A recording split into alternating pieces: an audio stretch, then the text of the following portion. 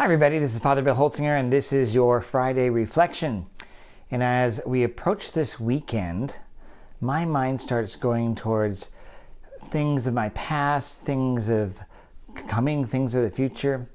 Last Saturday was July 1st, and that marked the 23rd anniversary of my ordination, along with Father Chuck Wood, Father Michael Kieber, and now Bishop Peter Smith. He was ordained a deacon, which is kind of odd. The ordination, we had two kinds of ordinations at one time. One was a diaconate ordination, so Bishop Peter at that time was ordained a deacon, and his other two confreres were ordained priests with me at the cathedral on July 1 of 2000. And it makes it easy for me to do the math, right? Because at 2000, right? 2000, there you go. It's 2023, that means it's 23 years. And it's been a joy. It's been a joy when I think back when I was first ordained. I went to St. Joseph in Roseburg and St. Francis Xavier in Sutherland. The people were wonderful. I was only there for maybe a year and a half, and I got pulled over to St. Anthony in Forest Grove, and there I was for 7 years. I just enjoyed the people, great staff. Being a pastor has with it a lot of joys, some tragedies, some sadness, but mostly joys. And I really do look back on all these times and all these assignments with great joy. I was not expecting it though. I was pulled again normally priests do like a 6-year term. They can go to a second, like a 12th year.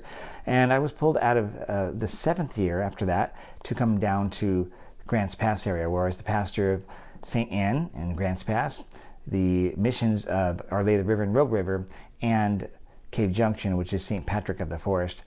And again, that was a wonderful, lots of memories. That was even the longer I'm with people, the harder it is to leave. And of course, I was there for 13 years and we experienced amazing things. Probably the greatest highlight was the building of a new church. We looked at our church there. It had some issues, and we thought about retrofitting it. Previously, they tried doing this. There was issues afoot within the community, just not being able to have good dialogue.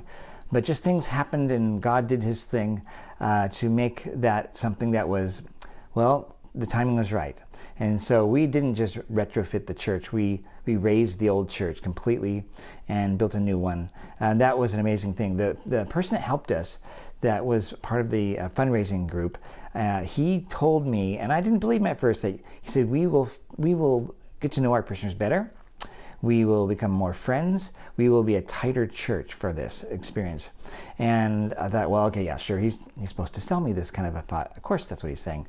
But I must say it was truly the case. It truly was the case. It was a blessing all the way through. There was no grand arguments. There's always issues when you do building, but we met them with charity and kindness. We had a great company that was with us. So that was a wonderful thing. And we didn't even start building until we had the money in donations, or at least I'd say pledges, secured. That is the pledges, and they had to be verified that they were actually pledges. So we didn't move anywhere. So the stress of the financial part was behind us very quickly, which was kind of shocking and scary. But again, God blessed us in this regard. And then I was able to be there with, I think we had one full year with the church. It was commissioned in 2018, and then COVID hit and shut things down. I was able to have a little bit after that, another couple of years when we were kind of coming out of COVID. But there's things that church allowed us to do to then pivot so easily because of COVID, like streaming and other things like that. A large church allowed us to have per capita certain spaces, and we were able to have people there. And it was wonderful. Again, it was, the people, the stories, the experiences we've all had together. It's just so wonderful. And I certainly miss everybody down there in Southern Oregon.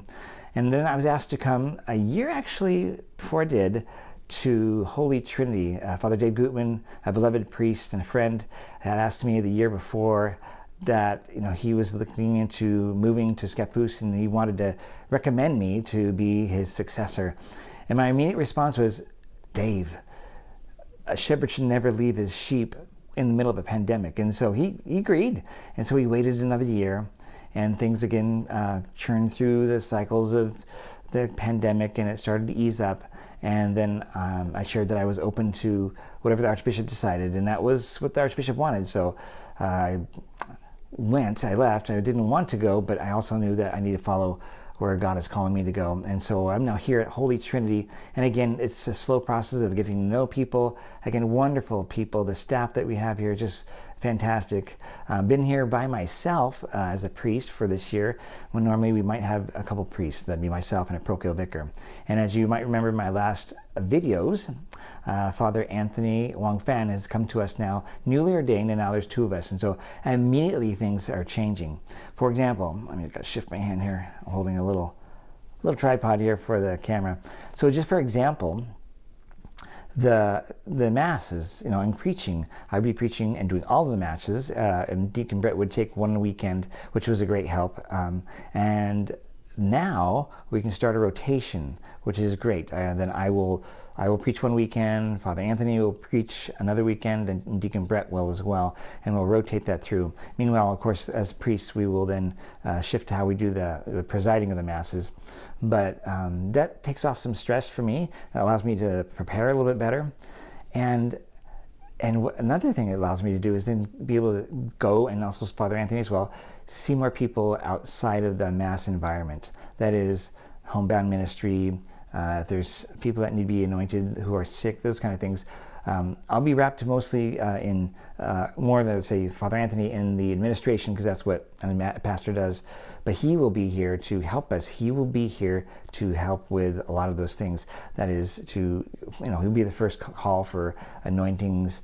He'll be a partner in the different ministries that we're trying to do. And just yesterday, because this is now Thursday, I'm doing this.